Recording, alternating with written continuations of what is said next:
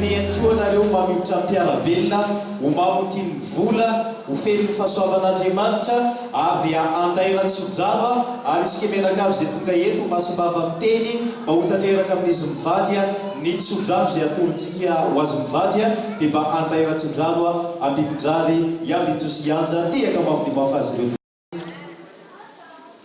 isika rehetra hiaraka hiteny amena isaroakely zay indrindra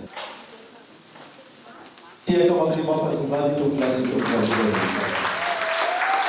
raha isinazy ny zivady dia fampisibisika kely anareo mifanaraka tsara ny azo ny vaniko lakana ny tanynany ririny tsara ny tany vaniko tsara ny tompo makarakara izy mivady tahaka izao dia misy ray aman-dreny miteraka alamaina manokana ianareo ray aman-dreny na atafitazanaka tompoko mametsika tiaka mafy mafy ireo ray aman-dreny miteraka izy mivady